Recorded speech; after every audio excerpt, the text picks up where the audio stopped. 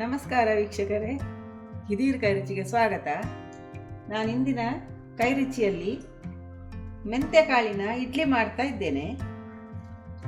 ಅದಕ್ಕೆ ಇದರಲ್ಲಿ ಅರ್ಧ ಲೋಟ ಮೆಂತೆ ಒಂದು 4 ಗಂಟೆಗಳ ಕಾಲ ನೆನೆಯಲಿಕ್ಕೆ ಇಟ್ಟಿದ್ದೇನೆ. ನೋಡಿ, ಈ ಥರ ನೀರು ಹಾಕಿ ಉದ್ದು ನೆನೆಸಿದ ಹಾಗೆ ನೆನೆಯಬೇಕು. ಉದ್ದಾದರೆ ಜಾಸ್ತಿ ಹೊತ್ತಲ್ಲ, ಇದೊಂದು 3 ರಿಂದ 4 ಗಂಟೆ ನೆನೆಯಬೇಕು. ಮೆಂತೆ ಬೀಜ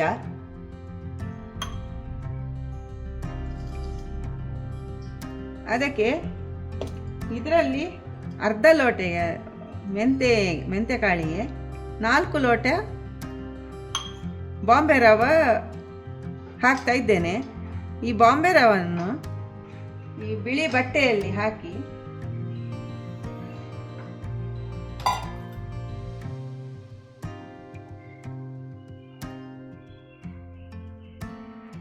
ಈ ಥರ ಕಟ್ಟಿ ಹಬೆಯಲ್ಲಿ ಬೇಯಿಸಬೇಕು ಒಂದು 15 ನಿಮಿಷ.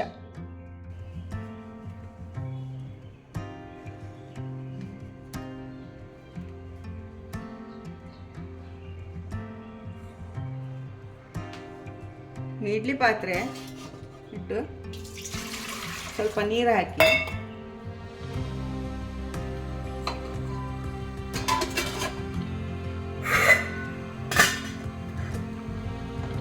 ಇದು ನಾಳೆ ಬೆಳಿಗ್ಗೆ ಇಡ್ಲಿ ಮಾಡೋದಾದರೆ ಬೆಳಿಗಿನ ತಿಂಡಿಗೆ, ಇವತ್ತು ಸಾಯಂಕಾಲ ನಾವು ಉದ್ದು ಹೇಗೆ ಅರ್ದಿಡ್ತೇವೆ ಹಾಗೆ ಈ ಮೆಂತೆಕಾಳನ್ನು ಕೂಡ, ನೆನೆಸಿದ ಮೆಂತೆಕಾಳನ್ನು ಅರ್ದಿಟ್ಟು ಹೀಗೆ ಇದನ್ನು ಬೇಯಿಸಿ ತಯಾರು ಮಾಡಿ ಇಡಬೇಕು. ರಾತ್ರಿ ಸಾಯಂಕಾಲವೇ ಮರುದಿವಸ ಮಾಡೋದಾದರೆ ಇದನ್ನೀಗ ಉದ್ದನ್ನು ಮಿಕ್ಸರ್ ಜಾರ್ಗೆ ಹಾಕ್ತೇನೆ.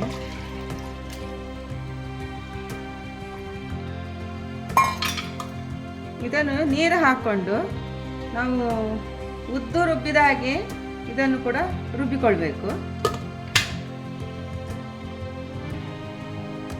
ಇದು ಮೆಂತೆಯನ್ನು ನಾವು ಉದ್ದು ಹೇಗೆ ಹಾಗೆ ಇದನ್ನು ಅರಿಬೇಕು.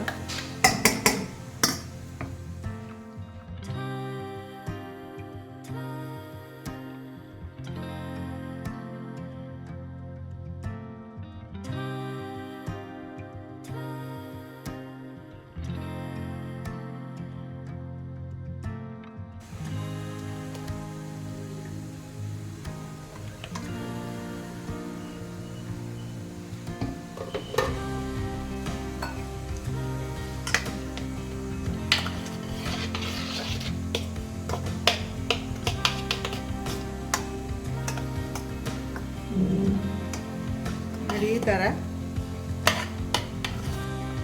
ಅರ್ದಿಡಬೇಕು. ಇವತ್ತು ನಾಳೆ ಮಾಡೋದಾದರೆ ಇವತ್ತು ಸಾಯಂಕಾಲ ಹೀಗೆ ಇದರಲ್ಲಿ ಅರ್ಧ ಮೆಂತೆ ಹಾಕಿದ್ದೇನೆ ಕಾಳು. ಇಷ್ಟು ಹಿಟ್ಟಾಯಿತು ನೋಡಿ. ಈಗ ಬಾಂಬೆ ರವನ್ನು ಬಟ್ಟೆಯಲ್ಲಿ ಬೇಯಿಸಿದ್ದೇವಲ್ಲ, ಅದು ಆರಿದ ನಂತರ ಇದಕ್ಕೆ ಹಾಕಿ ಹಿಟ್ಟು ಕಲಸಿಡಬೇಕು. ನಾವೀಗ ಮೆಂತೆ ಇಡ್ಲಿ ಮಾಡಲಿಕ್ಕೆ ನಿನ್ನೆ ರಾತ್ರಿ ನಾನು ಅರ್ದಿಟ್ಟ ಮೆಂತೆ ಬೀಜ ಈಗ ಇಷ್ಟು ಹುಳಿ ಬಂದಿದೆ. ಅದು ಈಗ ನಾವು ಬಾಂಬೆ ರವನ್ನು ಕೂಡ ಬಟ್ಟೆಯಲ್ಲಿ ಕಟ್ಟಿ ಬೇಯಿಸಿದ್ದೇವೆ. ಒಂದು 15 ನಿಮಿಷ ಬೇಯಿಸಿದ್ದೇನೆ. ನೀರು ಹಾಕಬಾರ್ದು, ಹಾಗೆ ಬಟ್ಟೆಯಲ್ಲಿ ಹಾಕಿ ಈಗ ಬಿಳಿ ಬಟ್ಟೆಯಲ್ಲಿ ಈ ಥರ ಬೇಯಿಸ್ಕೊಳ್ಬೇಕು.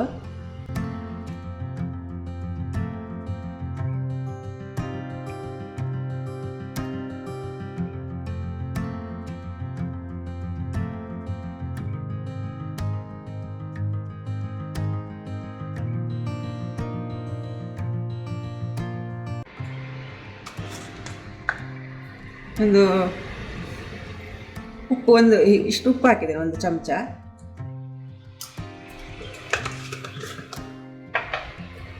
ಅದು ದಪ್ಪ ರವಕ್ಕೆ ನಾನು ನೀರು ಹಾಕಲಿಲ್ಲ.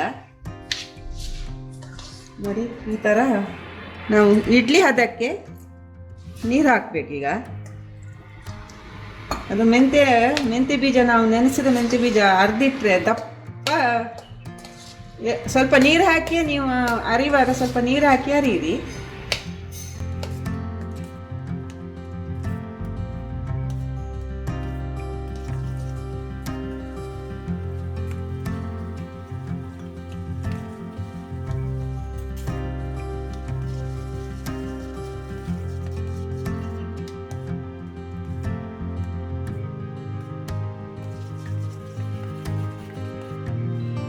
ನಾವು ಉದ್ದಿನ ಇಡ್ಲಿ ಎಲ್ಲ ಮಾಡ್ತೇವಲ್ಲ ಅಷ್ಟು ನೀರು ಆಗಬಾರ್ದು, ಸ್ವಲ್ಪ ಇಷ್ಟು ದಪ್ಪ ಇರಬೇಕು. ಮೆಂತೆ ಹಾಕಿ ರವೆ ಹಾಕಿದ ನಂತರ ಇಷ್ಟು ದಪ್ಪ ಇರಬೇಕು. ಇದು ಮುಂಚಿನ ದಿವಸನೇ ರವೆ ಹಾಕಿ ಇಡಬಾರ್ದು, ಅದು ಹುಳಿ ಆದರೆ ಇಡ್ಲಿ ರುಚಿ ಆಗ್ದಿರೋದಲ್ಲ. ಅದು ಖಾಲಿ ಮೆಂತೆ ಮಾತ್ರ ಮುಂಚಿನ ದಿವಸ ನಾವು ಅರ್ತಿಡಬೇಕು. ಈಗ ಇದಕ್ಕೆ ಈ ಥರದ ಲೋಟದಲ್ಲಿ ನಾನು ಇಡ್ಲಿ ಮಾಡ್ತೇನೆ, ಸಣ್ಣ ಇಡ್ಲಿ. ಸ್ವಲ್ಪ ತುಪ್ಪ ಹಾಕುವ.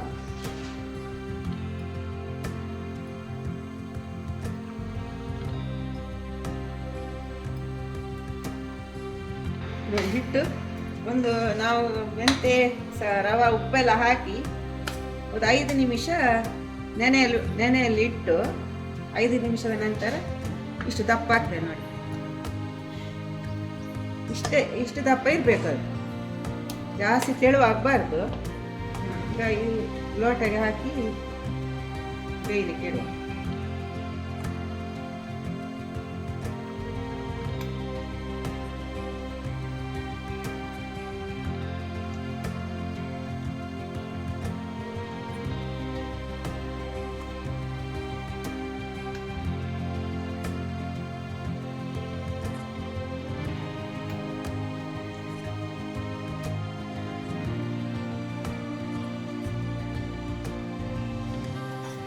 ಈಗ ಇಡ್ಲಿ ಪಾತ್ರೆಗೆ ನೀರು ಹಾಕಿಟ್ಟಿದ್ದೇನೆ ನಾನು. ಇದು ಲೋಟ ಇಡುವ.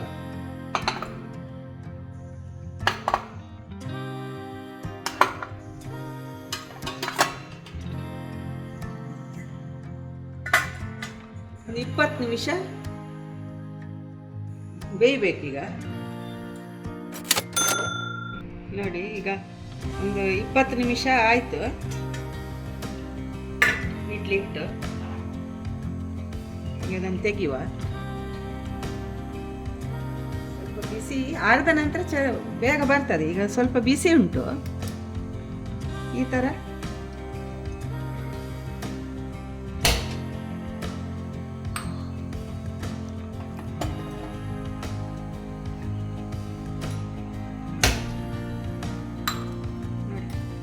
ಸಣ್ಣ ಕಡುಬು ಕೂಡ ಹೇಳ್ಬೋದು. ಇದು ಸಣ್ಣ ಇಡ್ಲಿ, ಉದ್ದಿನ ಇಡ್ಲಿ ಹಾಗೆ ಬಂದಿದೆ ನೋಡಿ.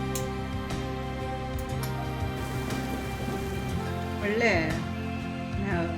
ಸ್ಮೂತ್ ಆಗಿ ಕೂಡ ಬಂದಿದೆ ಕೂಡ. ಇದು ನಾವು ಕಹಿ ಅಂತ ಎಣಿಸಿದ್ರೆ ಕಹಿ ಇರುವುದಿಲ್ಲ. ಇದು ಮೆಂತೆ ಮುಂಚಿನ ದಿವಸ ನಾವು ಅರ್ದಿಟ್ಟು ಮರುದಿವಸ ಮಾಡೋದಾದ್ರೆ ಆವಾಗ ಮಾಡೋದಾದ್ರೆ ಸ್ವಲ್ಪ ಕಹಿ ಬರ್ತದೆ.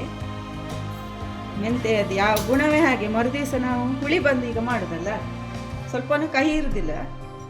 ಹೀಗೆ ಸಾಂಬಾರು ನಾನು ಅದಕ್ಕಿಂತ ಮೊದಲು ತೋರಿಸಿದ ಚಟ್ನಿ ಪುಡಿ ವಿಡಿಯೋದಲ್ಲಿ ಮೊದಲೇ ತೋರಿಸಿದ್ದೇನೆ. ಹಾಗೆ ಚಟ್ನಿ ಪುಡಿ ಮಾಡಿಕೊಂಡು ಕೂಡ ಸ್ವಲ್ಪ ತುಪ್ಪ ಹಾಕ್ಕೊಂಡು, ಇದು ಡಯಟಿನ್ ಇದ್ದವರಿಗೆ ಕೂಡ ಭಾರಿ ಒಳ್ಳೆಯದು. ಇದು ಮೆಂತೆ ಬೀಜ ಎಲ್ಲ ಥರದ ಪ್ರಾಯ ಆದವರಿಗೂ ಮಕ್ಕಳಿಗೂ ಸ್ಕಿನ್ನಿಗೂ ಕೂಡ ತುಂಬ ಒಳ್ಳೆಯ ಆಹಾರ ಮೆಂತೆ ಬೀಜ. ರವೆ ಹಾಕಿ ಕೂಡ ಅಕ್ಕಿ ನಾವು ತರಿ ಕೂಡ ಇರ್ತಲ್ಲ ಇಡ್ಲಿ ರವೆ, ಅದನ್ನು ಕೂಡ ಹಾಕಿ ಮಾಡ್ಬೋದು. ನಾವು ಈಗ ಏಕಾದಶಿ ಎಲ್ಲ ಇರುವಾಗ ಇದು ತುಂಬ ನಮಗೆ ಉಪಯೋಗಕ್ಕೆ ಬರ್ತದೆ. ಹೀಗೆ ಮಾಡಿ ನೀವು ಹೇಗೆ ಆಗಿ ಅಂತ ಕಮೆಂಟ್ ಮೂಲಕ ತಿಳಿಸಿ.